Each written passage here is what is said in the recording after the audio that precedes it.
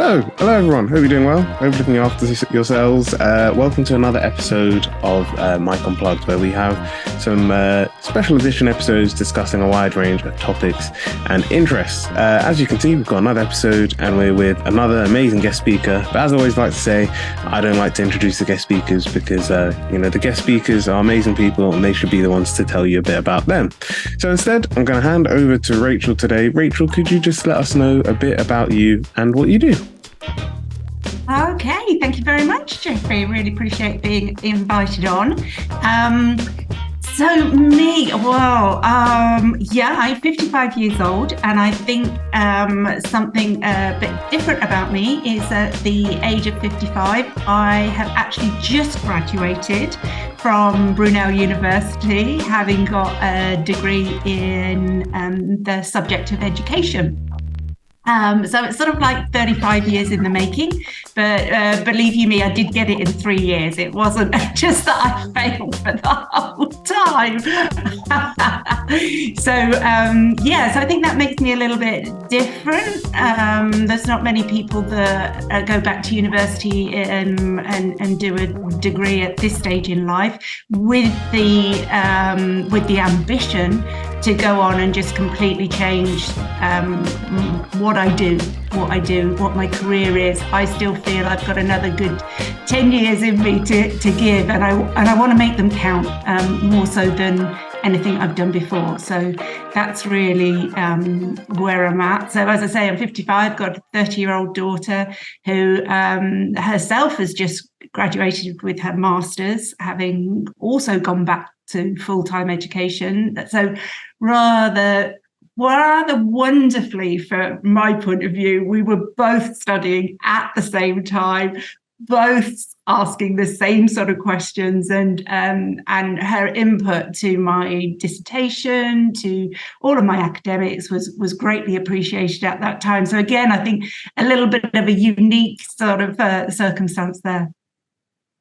Thank you. And I think that sort of leads perfectly to our first question, which is all about what motivated you to return to full-time education later on in life, and then pursue, particularly also, I guess, not only to just to come back to full-time education, but to pursue specifically a degree in education. What was the motivation behind that? Yeah, I suppose when I look back on it, it's quite an incredible set of circumstances. So I'd done 20 plus years in a corporate sort of project management, customer services, logistics, or very much based in the automotive industry for 20 plus years. So a very male dominated world, but that's another story. So I'd done that, and I very fortunately ended up for the last 10 years at a school. And I was running their coaches in and out. We had 1,600 children coming in and out every day on coaches. And that's what I ran. That's what I went there to do.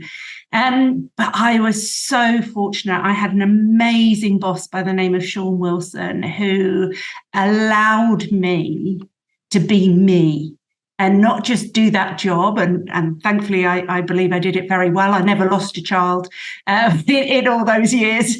In a decade, I always found them, no matter what they tried to get up to. So I was so lucky. My boss saw that I loved to teach, to mentor. And he allowed me to go on to be a form tutor, to teach on the PHSE curriculum, with boys aged from 11 to 17. I loved it. I was then able to go on to be a triathlon coach to them, because that was very much my passion at the time. He allowed me to go on Duke of Edinburgh weekends with them. Again, I never lost a boy, so I'm very proud of that. And I just got so involved, and I loved it. I just loved having this ability to interact with youth who are, they just blow my mind with just the way they are. If you can elicit what they have inside them and you listen, incredible. The youth of today and tomorrow, just incredible. So anyway, sorry, I did digress.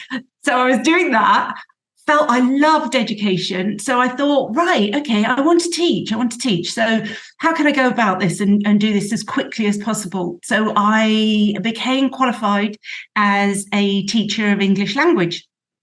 And I got a job in Costa Rica. Oh, I was so looking forward to Costa Rica.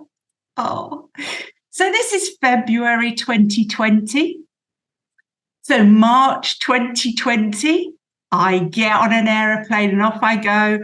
And I go to North America first to say goodbye to my family, because I didn't know how long I was going to be. And I am very lucky. I have family in the Americas. So I went and spent, I was going to spend 2, 3, 4 weeks maybe there, and then go on down to Costa Rica to the job that I had there. And then the streets of New York started to empty and everything closed down and COVID took over, and I get a message from BA to say, we can get you out. This is our last flight out of JFK airport. And I went, okay, I'm going to be on it. I better get out and go home, especially if I'm going to get sick. You don't particularly want to be sick in America. I'd much rather be sick in England. No matter how good your insurance is, that's not a country you want to be in and be sick.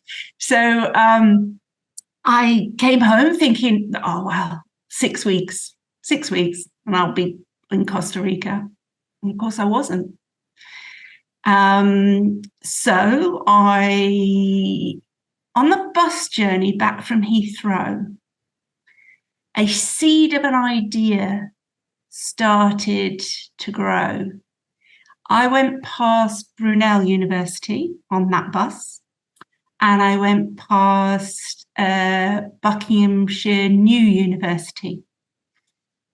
And this little seed of an idea started to germinate within. And when I knew I wasn't going anywhere because of COVID, and we weren't going to be going anywhere for a long time, I applied to university. And education was obviously a passion that I had found in the last 10 years.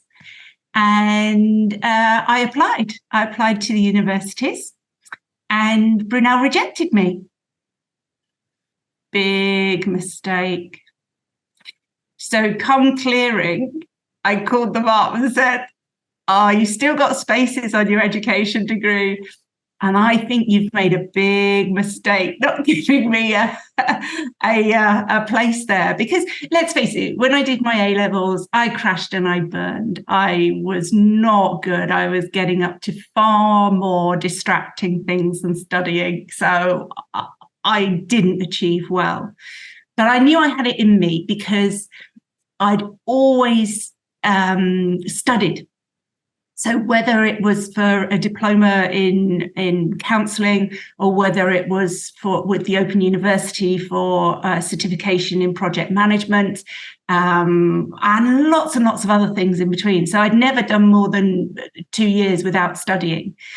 And so that's a lot of studying in 20 plus years. So I told them that, and then they went away and they talked about it. And interestingly, the lady, my lecturer, who then went on and said, yeah, we're going to give her that opportunity, spoke to me later. And she said it was a conversation over the kitchen table with my husband. And she said, I thought, yeah, let's give this woman a try. Why should we not take all her wealth of experience and see what we could do? Well, I think she would tell you she made the right decision. And, I'm very proud to have come out top of class. I know I'm the class swot. I've always known that. But considering what I used to be, it's quite an amazing turnaround. So, I came top of class and one of 3 who got top marks in dissertation. So they were the things I was going for. That's what I wanted. I needed to prove it to myself as well as whoever I start working for, I wanted to do that. So yeah, very happy. And that's what brought me to education again after all that time. Oh, thank you very much. And I think, kind of like you mentioned just there, that there is really that key importance of just, sometimes you've just got to come back to education, whether you sort of, did your undergraduate and you took a bit of a break and came back to do a master's. So I know one of my close friends and one of the people on the team for the podcast, Samuel, that was his case. He studied his undergraduate and took about, I think it was either 2 or 3 years. He was working, wasn't enjoying what he's doing, and then did a master's in a completely different subject. And yeah, sometimes you do need to do that, because sometimes if you sort of you'll find that if you rushed into it or sort of just continued that sort of educational journey, that you might come out of it and you might not necessarily know what exactly you want to do or where you want to go or what you even want to do after you get out of university. There was this really interesting video I saw on Instagram of this person basically saying that for the last 4 years they had just been they were a student, they'd gone to university, they knew what they had to be and where they had to be and things like that. And they said when it came to graduation that they sort of had a reality check, because they were saying that, well, who am I now? Who is like, I'm no longer a student. I don't have a coursework. I don't have deadlines. I don't need to turn up to university.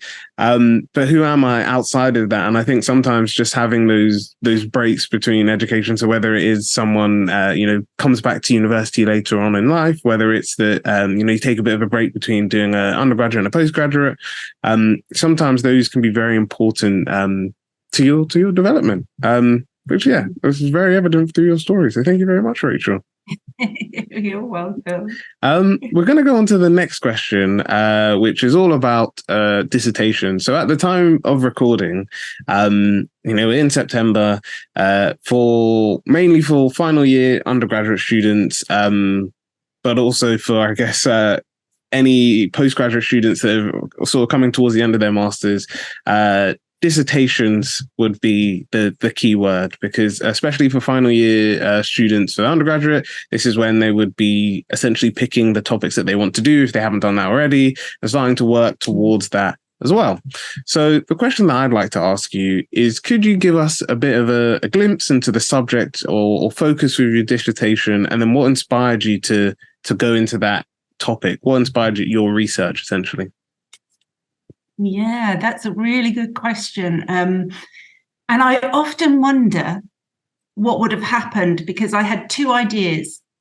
So one was looking at forestry school education and outdoor education, which I'd got involved with at my past school and really enjoyed and really saw the value in that. And then the other one was I was teaching English as a foreign language to people from refugee background and people who were seeking asylum. So I had those 2 ideas going on in my head. And I would say to anybody, find something that you connect with. Find something that lights something inside you, that you feel something about, and something that you can grow with. So not something that's completely, you know how you feel, you know what the outcome of your dissertation is going to be, you just need to write it. There is value in that. But if you go on a journey, and one of the first things I would say to do is to keep a diary and reflect as you go along, because you will find out so much about you that will help you then decide where you want to go in life. So keeping a research diary, being a reflexive researcher, if I can give any advice, do that. And it might feel very unnatural at first, but just persevere. And it also helps you write in your conclusions and your position about your positionality and so on. But for me, I went with the asylum-seekers. They lit a fire in me. And I went for the barriers that they face when looking into entering into higher education. And I got cross. I got very, very cross. The lack of information, the poor quality information, the fact that I was being told repeatedly by asylum seekers, some of them with masters, with degrees, whatever, that education, further education, higher education in the UK was not for them, not for people like me. Oh, got me angry. So they didn't even know their fundamental rights to an education. I also became very, very impassioned by the Sustainable Development Goal number 4, which is all about access to lifelong learning. It's about equitable access. It's about you have a right to be involved in higher education. And it's also about gender disparity, eradicating that in places of higher education. All of these resonated with me because that could have been written for me. And here I am in my privileged position because of where and when and who I was born to. And I acknowledge that privilege. And that's wrong. It's not right that people seeking a refuge, hence the word refugee, are coming here and then thinking they can't start on a journey to higher education when they're here. But they have the right, as soon as you arrive in this country, you have the right to higher education. There are lots of reasons why you wouldn't be able to pursue that, okay? Lots of reasons. And that's in part what my paper was about. But my paper looked at what are the barriers?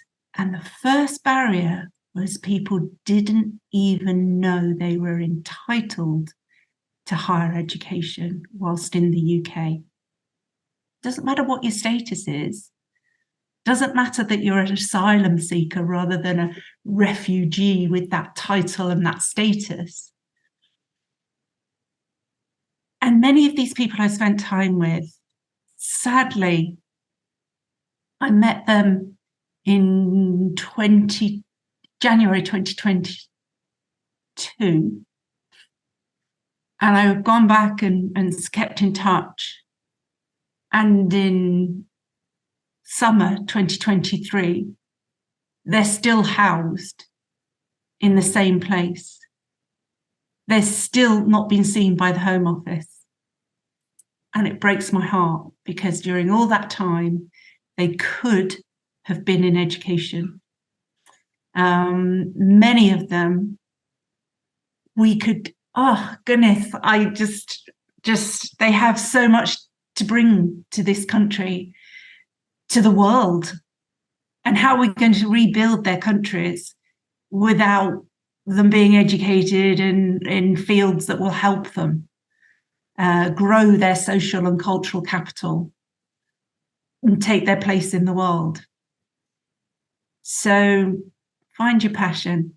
I hope mine has come across in what I've said about my dissertation and what spurred me on to look at those barriers and to start to ask why and what can be done about them. Oh no, I definitely agree. I could see like just listening there was very like I could see the passion come through, I guess is what I'm trying to say. Because I think, like you said, that's a topic that for a lot of people, they might not necessarily see how, you know, like you said, especially when it comes to education. And as, an environmental science student, I know all about the Sustainable Development Goals and how, essentially those are things that almost everyone should have access to. And if you don't know about them, then please do check them out. We have spoken about them on a previous episode, and I'll put the link in the description. but it's something that that people should have access to. So the fact that, like you were saying here, that there are these issues that arise from people not having, whether it's access to education or access to clean water or access to sort of a sustainable environment, is definitely an issue. And it's great to see your passion come through with that.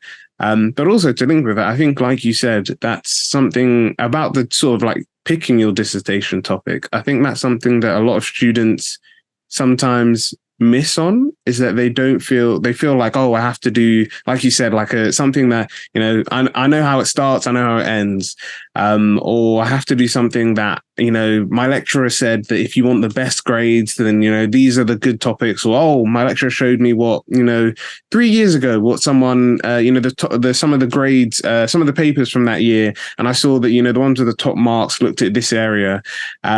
When that's completely not the case. You know, I've mentioned it on my sort of personal experience with my dissertation for both my undergrad and my master's. And I was grateful, especially more so for my undergraduate, that I was able to do a topic that I enjoyed, because when it comes to it, you'll essentially reach a point where your dissertation might be a bit tough. And it might be that whether you're doing like an experiment, the experiments aren't going the way that you want, or whether it's you could be doing a desk-based one and you're doing research and you're finding it hard to find papers, or the data is not necessarily showing what you want it to show. There'll be times that you'll essentially feel like, actually, you know what, I don't want to work on my dissertation, or I want to quit. And that's something that everyone will go through.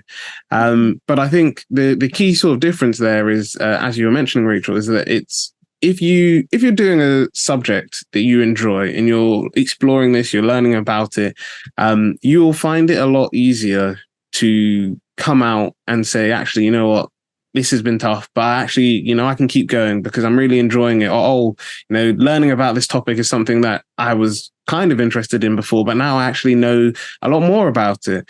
And even you'll find that sometimes with dissertations that, you know, the story that I always say is that I went to this like entrepreneur event, and there was a person there who started a business all about prosthetics, and it all came about from he was a design student at Imperial, and it all came from his sort of his design proposal that they have to do for their final year project.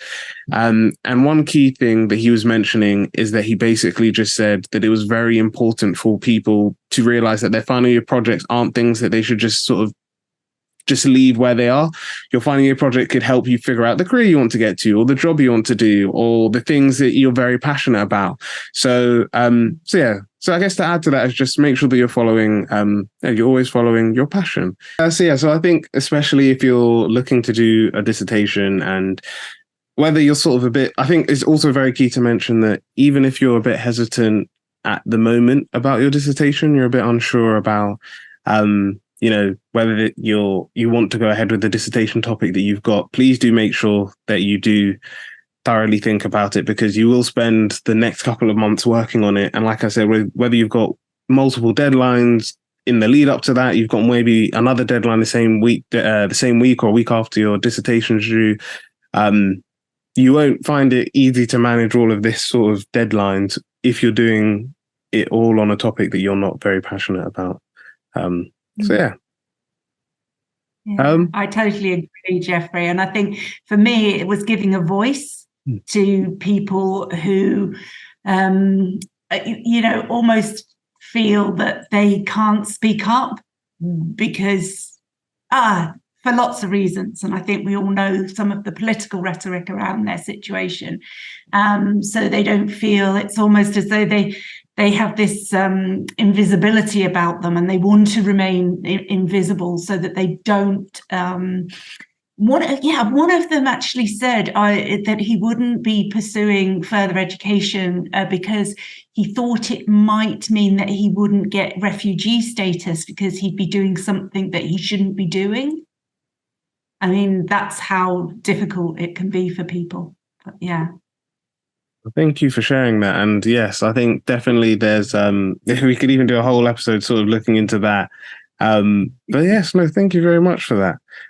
We're now going to go on to the next question. And this question I think for any Brunel students listening, I'm sure they'll be able to relate, because as people may know from your description on our website, Rachel, as well as from sort of some of the stuff you discussed here today, you've managed with your educational journey, you managed to do not only your academics, but you were involved in extracurricular activities. So you were a course rep, you were a PAL or peer assisted learning leader.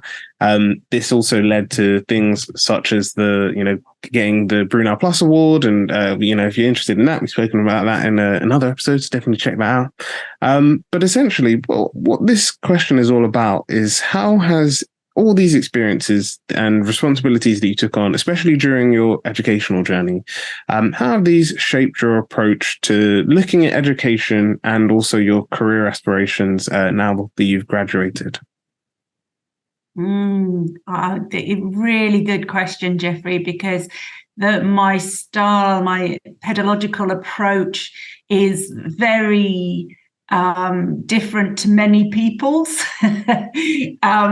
Because I don't see education as necessarily the distribution of knowledge and academic ability. I actually see the strength of education as being something that can help build people's self-confidence, self-esteem, self-awareness.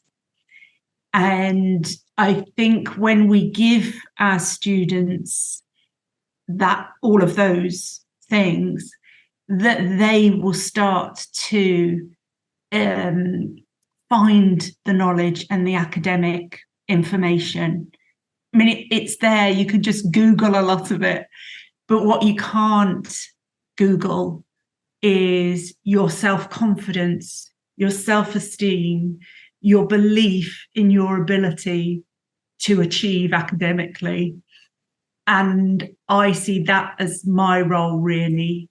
Another thing that I found very much, if I can go back to my teaching of English language with asylum seekers, and I also did teaching to the children of refugee background people. And the thing that I found there was when I gave them this self-confidence, this self-awareness, and I taught through having fun and playing games and things like that, and I then repeated that with my adult learners, having fun, letting them smile during a completely weird time for them. They were cooped up in home, the children were, and saying to them as they're all on my Zoom screen, as we all got very used to, right, who can find me an object that is a sphere? And then they'd run around and try and find that. I don't think they'll ever forget what a sphere is. Yeah. But if I'd just drawn a sphere and held it up, I don't think they'd have learned that, really. They'd forget. With my learners, my adult learners, playing a game or singing a song of head, shoulders, knees and toes, they'll never forget that this is a head, these are the shoulders, and so on. And part of my teaching with asylum seekers, certainly the adults, some of whom they were on their week one of being in the UK, and then they're in a church hall with me trying to teach 60 people English the best way I can. I realized very quickly that my approach had to be a holistic experience.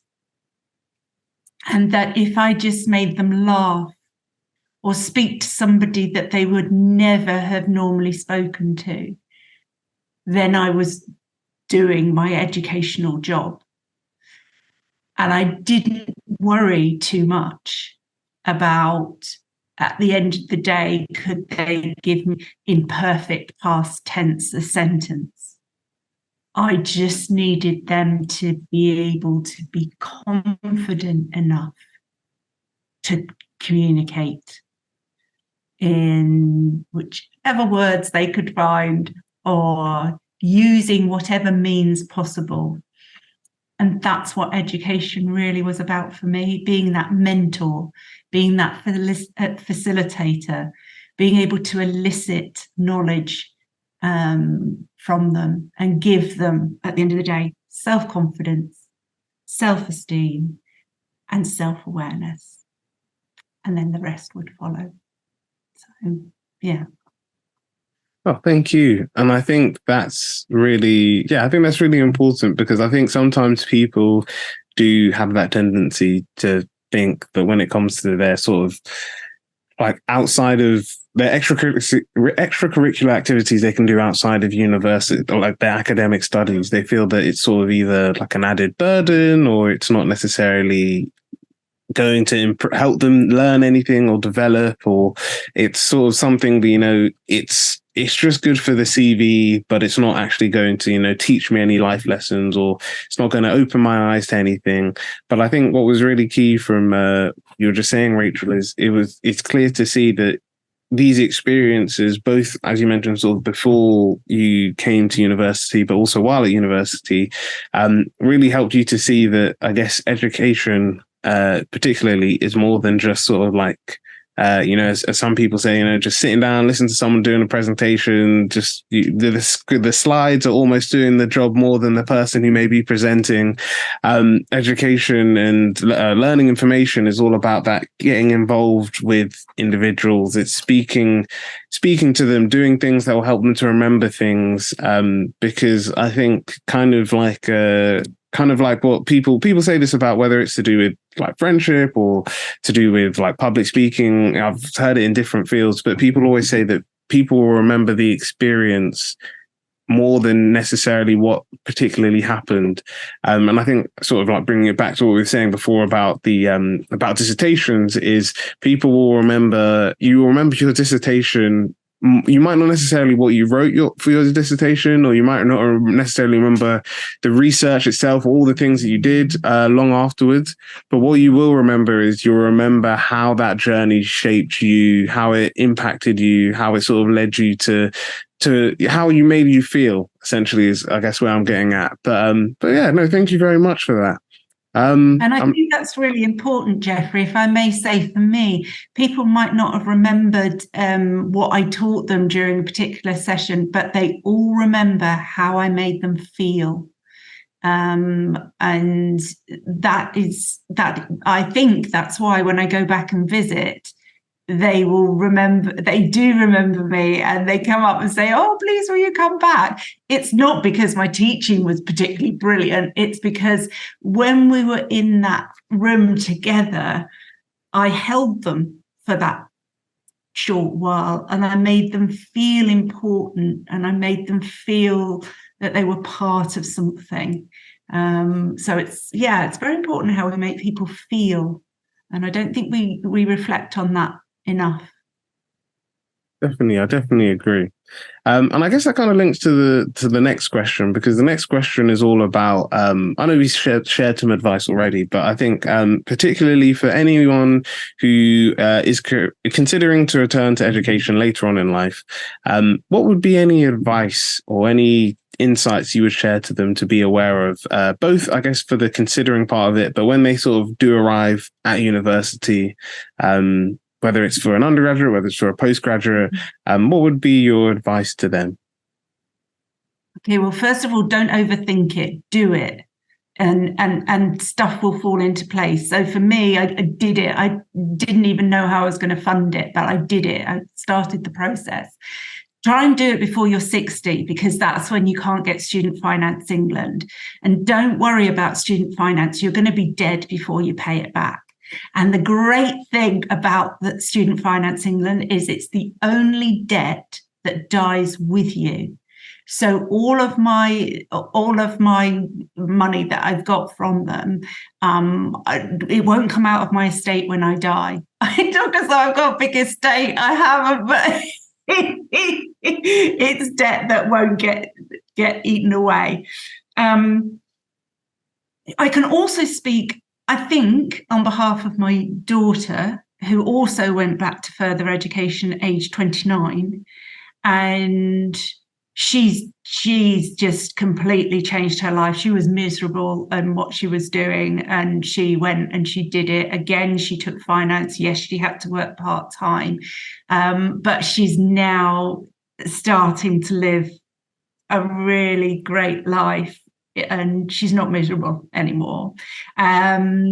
So just do it. There are ways to do it. And that sounded very like the gentleman you were talking about, a friend of yours who just completely changed. She'd done the same thing. So yeah, do that. Don't overthink it. Get your student finance in place. Go ahead. Any other advice? Oh yeah, when you get to university, okay, you might not be going to the Juicy Wednesdays party nights at start at 10 at night. I'm getting ready for bed at 10 at night. But anyway, so you might not be doing that, but you can get involved. Being part of the student union and having a voice for all the guys that I represented in education was fantastic. I got involved in a number of disciplinary meetings as well, and my voice, the maturity of my voice and my experience was invaluable, I believe. So you've got a place. You have a place as a more mature student. You will find that. Doing the peer-assisted learning, fantastic. And then doing the widening access ambassador role just has led to just an amazing opportunity to get involved in research in Vietnam. I'm just putting that out there. So there's so many things. And now I've also done an internship as in Urban Scholars.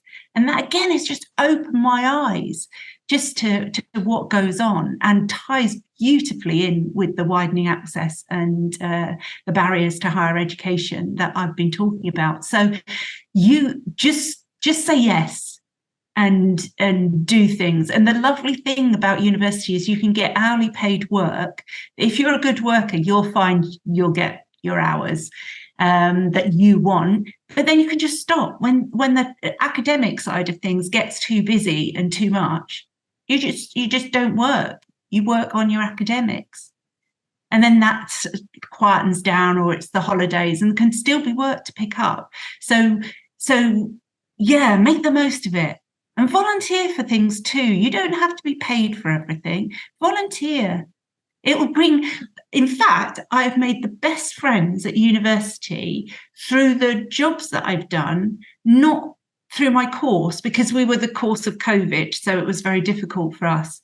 But yeah, so take every opportunity, love it, and don't worry that you're not out partying. And the number. Do you know, one of the best moments actually was at graduation. And I'm there with my best friend and my daughter. And my best friend said how proud she was of me, that so many students and their parents came up and said, thank you so much for the support you've given our daughter, our son, whoever it was. We really appreciate what you've done for them. And yeah, I'm quite proud of that. And I could do that because I was a mature student. I had capacity to help them, to give them different directions to think about and so on, and open their mind to other possibilities in a way that another 18, 19, 20-year-old probably couldn't have done. So to be appreciated by the student, my fellow students and their parents, that was nice. Oh, thank you. And I think, I think, like you said, that there is that sort of that concern. And I think there's the concern of, like you said, making friends and connecting with people. But I definitely agree. Even when I went straight into university at 18, but like you mentioned about sort of you meet so many different people when you're sort of, whether it's volunteering, whether you get involved in societies, whether you get involved with volunteering. the summer, even on the team, I always like to say that it was only through my placement, the placement year that I did at Brunel, that I ended up meeting almost everyone on the team for pick up the mic. And it wasn't necessarily any, like, it's not to say that they weren't we didn't have similar interests. We found out that we do. But if I just, like you said, just stuck with my course or just stayed with people that these are the people on my course, I don't need to sort of like socialize, or I don't need to get involved with any of the activities, or even with my placement, I don't need to get to know, other students who are similar, they're students as well, but they're not necessarily, on a placement, they're just studying and still students. But to be involved with that and to get involved and to meet such a wide range of great people that I'm still good friends with till today, I think for me, like you said, is so key and so important. And even, I'm still very close to the people on my course, but I know that there are some people, both whether it's from my master's or from my undergraduate, that because of, like you mentioned, Rachel, because of COVID, didn't get to, they were planning, next year would be the time when I get a bit more involved in stuff. Or if they were doing the masters, then they were saying, I'll wait a bit and just see when things ease up, and I'll start to socialize with people outside of the course. But whether it was due to, different situations or circumstances, they couldn't end up doing that at the time. So I think for me, just to add on, is just to say that, yes, it might be a bit scary whether you're, returning back to education, or whether you're literally just about to, or just started uni. But you've also got to just remember that there's so many other people in that situation, and you will find your community. You will find people that you'll get along with. You'll enjoy great times with, and as you said, Rachel, there's such a wide range of activities that you can get involved with in university. So even if you're not interested in the clubbing or the partying and things like that, then there are society events that you can attend. If you're not interested in I don't know, if you're not interested in sort of just you want to get involved in the sports, then you can join the sports clubs. If you want to be involved with, as we said, with paid work or with volunteering, then you can get involved with that at Brunel. And it's always great to see, because I think, at least and I'm sure it's the case with you, Rachel, that it's always funny that you might, I don't know, you'll meet someone, whether it's at like a society thing, or even, you've worked with them, and then you'll find out, actually, you both are either on the same course or you're part of the same society, and you've been there from the start, but it was just that when you couldn't go, they were there, type thing. It was always just funny, I think, for me especially, that you'd just be, you'd be invited to an event, or you do a certain thing, and then you just be there. You might not necessarily know anyone. You're thinking, it might be a bit awkward. But then, you'll just see a friend message and say, you're at this event, I'm attending this too. Or you'll see them across the room and you're just like, I had no idea you were going to be here. There's so many people that are Brunel that's happened with. And I'm always grateful for, as you mentioned, just those opportunities to work with a wide range of people, doing a wide range of incredible things. I'm always excited about that. But yeah, we're going to go on to the very last question that I've got today. And that question is all about looking to the future. So essentially, Rachel, I would just like to ask you, what are your future goals or aspirations within the field of education and international development? You've obviously got like a wide range of experience, both while studying at Brunel, but also even before you were at Brunel. So I guess I'd like to ask, what's next for you? Where do you see yourself going next? That's a really good question, Jeffrey. And I first of all, I'd like to share my fears, if that's okay. And my vulnerabilities here is that I constantly worry that I will go back into my sort of project management, administrative role. And I fear that, because I'm very good at it, and people pick up on that, and then you end up doing stuff and it's happened a couple of times at Brunel where I've taken roles because I'm good at it, and it's something I can do, and it's quite quick and it pays well, and so on. So I fear I will go back into that. What I want to do is I'm going to spend the next 12 months of my life at the University of Sussex, and I am studying for a master's in international education and development. And my hope is that that will lead to something in the area of education that will include an element of teaching.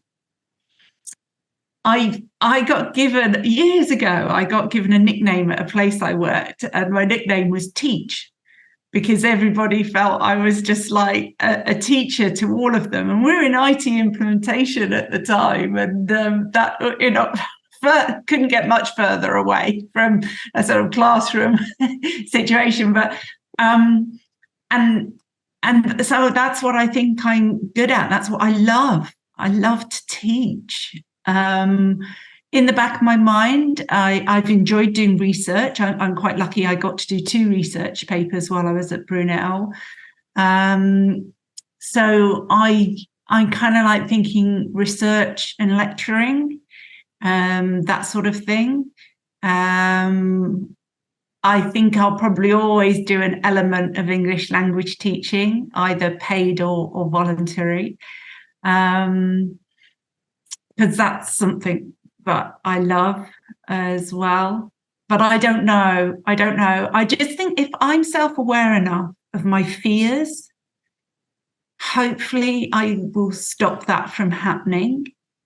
And my hope is in the next 12 months, opportunities will open up for me because of what I've got to give and the interests that I have.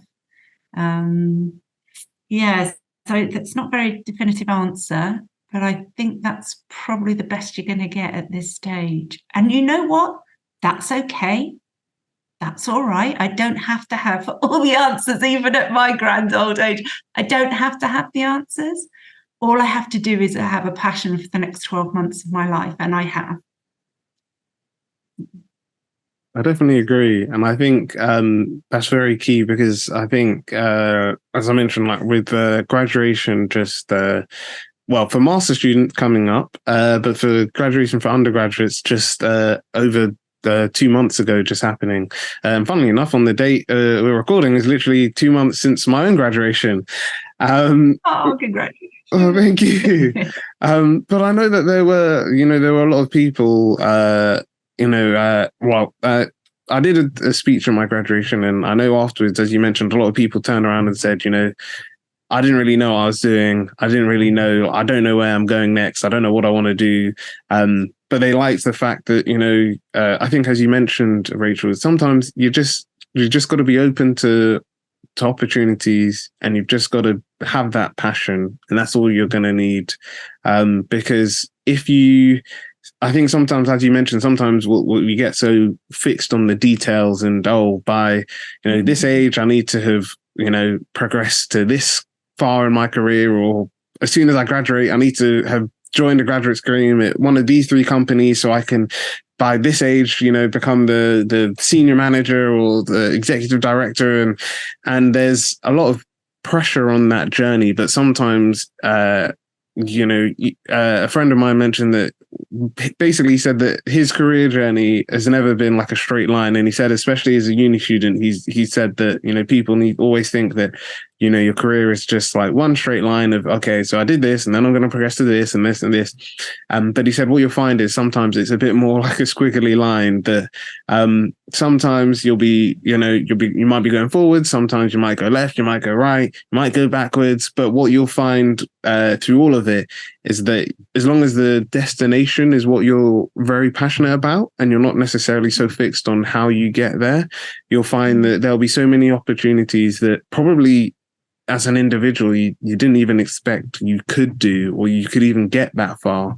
But you'll find that by doing it, or by whether it's applying for it or working for this organization, that it's opened up so much to you, or it's connected you with some amazing people that actually, turns out that they've been looking for someone with your experience to join their company for the last year, and they've been, putting adverts. They couldn't find someone, and lo and behold, you just met this person at an event, or you shared a post on LinkedIn, or you mentioned that you were very passionate about something. Turns out they check out your LinkedIn page and they get in touch and they say, hey, look, we've been looking for someone like you. Please let me know when you're free, and I'm happy to discuss this a bit more. So yeah, I think there is that tendency that we always feel like we have to have, whenever someone says, what are your future aspirations? What do you want to do in life? Where do you want to be? Where do you see yourself? That people have that tendency to always have to say, well, I have to be doing this, or have to be in this industry, or I have to, in the next 5 years, I have to own all of this or do all of this.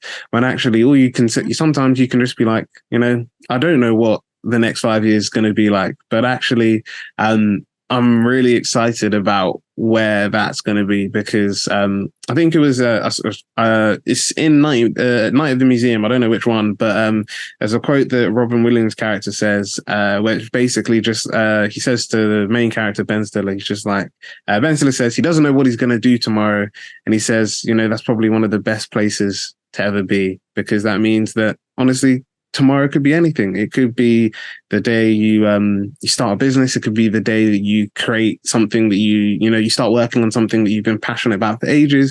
It could even be the day that you sort of, I guess, kind of linked to the episode, you might go back and decide to go back into education.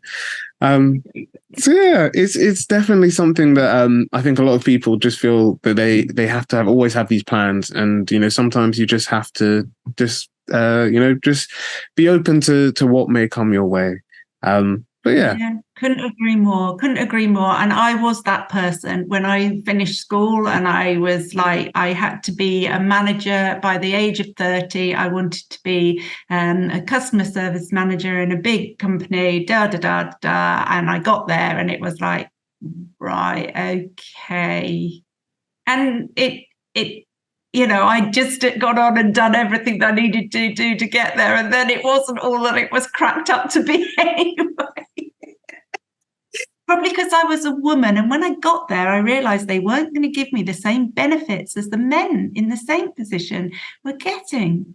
So if you ever want to do anything about gender equality in the workplace, I'm more than happy to speak to you about that. Yeah, so be careful what you wish for. But thank you so much, Rachel. And we've come to the end of the episode. But thank you so much for the advice and insight you shared with your journey, and particularly how coming back to education, I think how it really impacted you, and sort of as you sort of mentioned with your daughter, but also with yourself, and how it sort of it's given you that, like, it's, I guess, reignited that passion. And it showed you that there's so much that you can do. Because I'm sure there are people in our audience, whether, as I mentioned, they're people who've gone 18, went straight to university, or even people considering to go back to education. There'll be so many people that are watching, and I'm sure that they'll have resonated and found it as useful as I did. But yes, we've come to the end. I guess before we wrap things up, Rachel, if people want to get in touch, maybe they want to find out a bit more about some of the advice that you're mentioning, what is the best way for them to do that? Well, there's LinkedIn, so you'll find me on LinkedIn. There aren't many Rachel Caterers out there, so quite easy to find me. Rachel Caterer and University of Sussex is what I'm now linked with, but you'll also find me linked via Brunel. Perfect. Thank you. And thank you to you, our wonderful audience. If you like this video, a like, comment, and subscribe is always appreciated. If you want to make sure you don't miss any of our next or upcoming episodes, then please make sure you click the notification bell, which is at the bottom of the video. If you're interested in receiving the perks and supporting the podcast, then please do check out our Patreon page. The link is in the description below. And finally, if you're interested in learning more about or keeping up to date with our other podcasts that we've got as well, please do check the top of our channel page with all the different podcasts that you can follow. So that's the anime podcast, Senseis of Anime, the gaming podcast, Pick Up the Controller, and finally the Two Maesters with Joshua and Morgan. But yeah, we're going to end things here. Thank you so much again, and we'll see you the next time when we discuss another topic. So take care and have a wonderful day.